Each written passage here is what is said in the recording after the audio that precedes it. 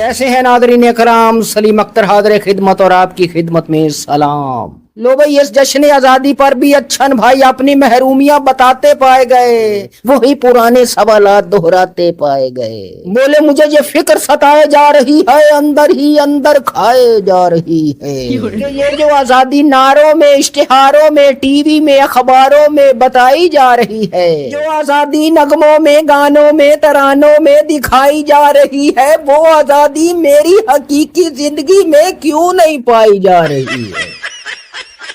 यानी अच्छन भाई बोले कि मुझे वही तरानों में दिखाई जाने वाली आजादी चाहिए, वरना मैं समझूंगा कि ये आजादी एक फरेब की पट्टी है जो मेरी आंखों पर बांध दी गई है। मेरे कानों में आजादी के तराने लगा दिए गए हैं और लगाकर मुझे ऐसे बुलडोजर पर बिठा दिया गया है जो बुलडोजर मेरी आजादी को कुचल रहा है, रौंद रहा है। मुझे इस फरेब में हकीकत सुझाई नहीं दे रही। तरानों के शोर में हमारी आजादी की चीख किसी को सुनाई नहीं दे रही।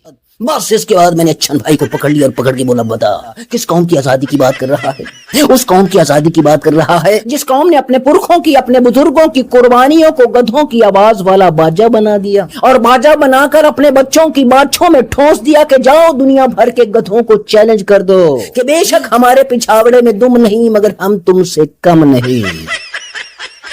अच्छन भाई ने मेरे इन सख्त और कड़क सवालात पर बगैर रद्द अमल दिए हुए अपनी शोला बयानी जारी रखी। वतन अजीज में आजादी जेल के बड़े बड़े फाटकों के पीछे कैद है और गुलामी आजाद है।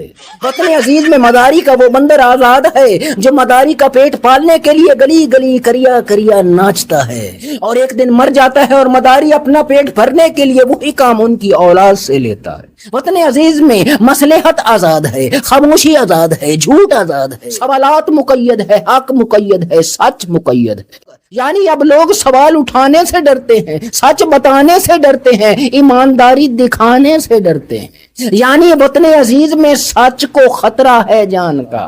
क्या हाल कर दिया मेरे कायद के पाकिस्तान का। अच्छन भाई की ये सारी बातें मुझ जैसे घामर दिमाग, कोंद ज़हन, जय्यद जाहिल, मुस्तनद मूरख के सर के ऊपर से गुजर गई। अच्छन भाई हर जश्न आजादी के मौके पर इसी तरह की ऊट पटांग बातों से, बेसरोपा बातों से मेरे जश्न आजादी के रंग में भांग डालते।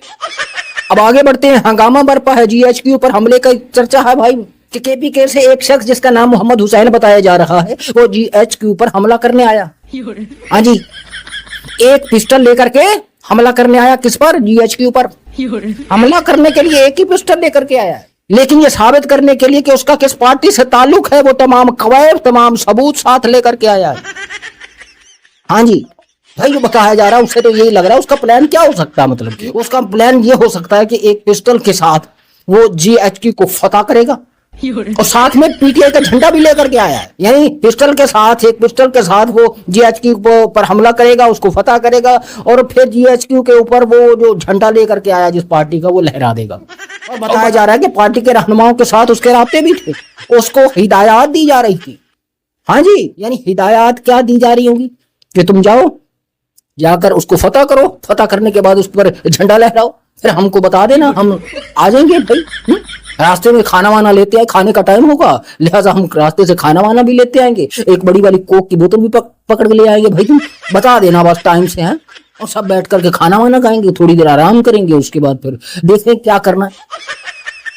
भाई जिस तरह बताया जा रहा है उससे तो यही लग रहा है, लेकिन सारा प्रोग्राम उनका फेल हो गया क्योंकि वो मारा गया, जान से चला गया। और माफ कीजिएगा, जिस तरह से सड़क के ऊपर उसकी जिस तरतीब के साथ उसकी साजो सामान जो साथ लेकर के आया था, टोपी, उसकी चप्पलें, जूते, जिस तरतीब के साथ बिखरी हुई हैं, वो बड़े सवालात पैदा होते हैं उसको देख करके। जी हाँ, और ये मैं पूरे यकीन के साथ आपको बता सकता हूँ कि GHQ के इधर उधर कोई एक चप्पा भी ऐसा नहीं होगा, कोई एक फिट जगह भी ऐसी नहीं होगी जहां तक CCTV कैमरे की रसाई ना हो। CCTV कैमरे निकालें और सब पता चल जाएगा। वैसे भी बहुत सारी वीडियोस लीक होती रहती हैं, बहुत सारी चीजें आती रहती हैं, बहुत सारे पर्देफाश होते रहते हैं, और यहाँ भी एक वीडियो दिखा दी जाए कौन को है ना, सब पता चल जाएगा, सबूत दिखा दिए जाए। मगर ये जो सर्कस के जोकर है ना, इनको मत दिखाया जाए।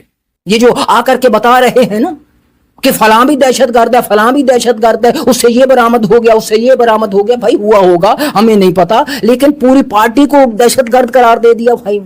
ओ भाई साहब, पहले ही दहशतगर्द इस मुल्क की, इस कौम की जान नहीं छोड़ रहा है। जगह जगह दहशतगर्दी के वाकयात हो रहे हैं, बलूचिस्तान से लेके केपी से अब आपने दहशतगर्दी को कह दिया कि वो कश्मीर में भी दहशतगर्द है, और मजीद पूरी पूरी जमातों को भी दहशतगर्द बनाओगे। पहले ही दहशतगर्दों से जान नहीं छूट रही, पूरी पूरी पार्टियों को दहशतगर्द करार देते जा रहे हो, दहशतगर्द करार देते जा रहे हो। माना भाई साहब कि असला उठाने वाले से ज्यादा सवाल उठाने वाला आपके लिए खतरनाक है। लेकिन खुदारा इस मुल्क पर रहम कीजिए, अगर ये कौम आपकी हथे चढ़ी गई है तो खुदारा कुछ रहम कर लीजिए, माफ कर दीजिए भाई। ये भी दहशतगर्द, वो भी दहशतगर्द। अरे खुदा का खौफ कीजिए, बस अल्लाह रब्बुल इज्जत इस कौम पर, इस मुल्क पर रहम करे। खुदा हम सब का हामी और नासिर हो। पाकिस्तान जिंदाबाद।